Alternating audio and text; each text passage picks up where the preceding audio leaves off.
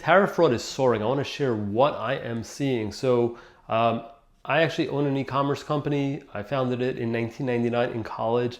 I still own it. It's much smaller. My primary business is ShipHero, which is warehouse management software. We power about $12 billion of e-commerce orders in North America every year, but I still own this little e-commerce business, which manufactures under its own brand, under its own specs in primarily Pakistan and China, and we've been doing that literally for decades. And hell yeah, we're a drop shipper to all the people that want to accuse any brand selling anything on the internet that. So when the tariffs hit, before the tariffs hit, we got as much product in as we could. When the tariffs hit, we told our factories in China to put a pause on all production for us. We don't know what's going to happen, if we'll be able to resume with them or not, if we'll have to move elsewhere, or if we'll maybe even potentially shut down the business.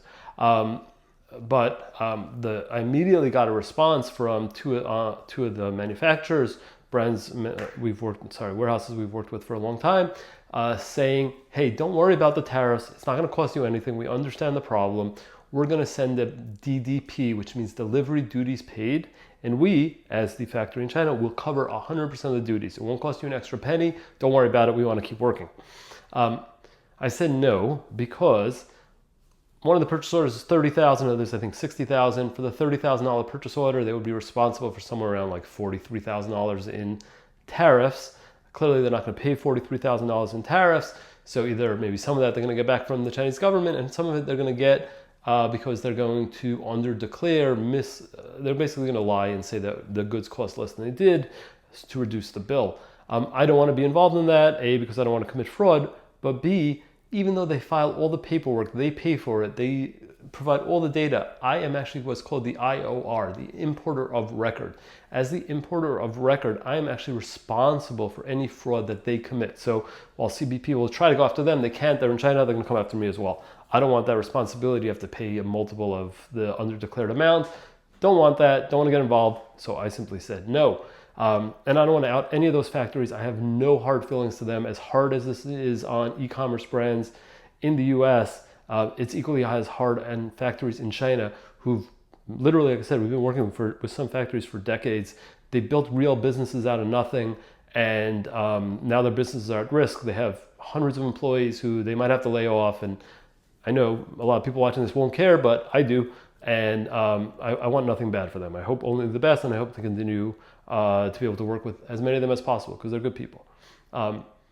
But back to fraud. So I had people reach out as well, offering me a way around this importer of record challenge. So, and these are unsolicited people I never worked with, and they said that they would be the importer of record. So how does that work? It means they actually own the goods for 1 second when it lands in the US. Therefore, they are responsible for all duties, and which they then will charge me obviously for those duties, but they'll underdeclare the value. So therefore that the value is lower, they pay a lower tariff. I then pay them for a lower tariff.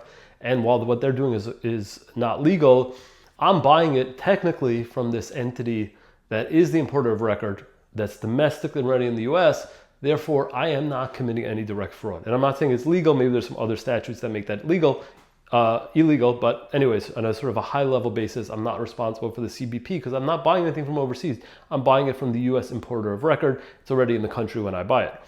Again, this is all legal technical. It doesn't change any actual transit of goods. Everything looks exactly the same from an actual movement of goods, but legalities matter, documentation matters, and from a documentation and legal perspective, I am not the importer, therefore I am not responsible. How are they the importer of record? Well, there's two ways. In the US, we have something called a non-resident importer, NRI. NRI, I think I've done business with many countries. I have entities in various countries and have had over the years. The US makes it very, very easy to become a non-resident importer, which means I don't have to be an American citizen. I don't even have to have a customs broker in the US, but I don't have to have a representative of my company in the US in order to import goods. Therefore, I can just set up an NRI, and if the CBP catches me, I set up another NRI, and you play sort of a shell game. But that's not actually what one of these companies is doing. They sent me all their documentation so I could see it. They're actually a US entity. So what they did is they set up a US entity. They used this US entity to commit customs fraud, but they're smart about it. They said like, hey, we'll just reduce the cost of goods by like a third. You know, they're not going to say it's $1. they're just going to say like, it's instead of 30,000, maybe it's 20,000, right? So you pay a little bit less, but we probably get away with it. And by the way, I took this information, I looked them up on Import Genius, great website where you can see all the history via Freedom of Information Act of all these importers, and they've been doing this at scale for lots of brands. So like they're doing this, and they're the importer of record, and I'm probably technically fine if I go through that route, because again, I'm not actually purchasing stuff from overseas, I'm purchasing it from a US entity. Now, what they're committing is fraud. So what I did is I reported them to the CBP. There's the CBP program specifically for reporting this.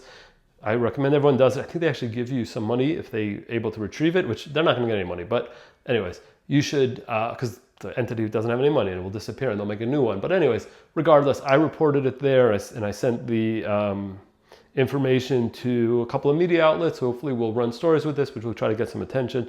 But I want people to understand that as we ramp up tariffs, what's happening is people are committing fraud. Primarily non-US people are more likely to commit fraud just because the long handle law is not going to be able to reach them in China, and the amount of fraud's been ramping up. The other fraud solicitation I got is to transship. So basically, they'll take my goods, they'll ship it to Cambodia, and then from Cambodia, they'll ship it to the US, but it'll say made in Cambodia.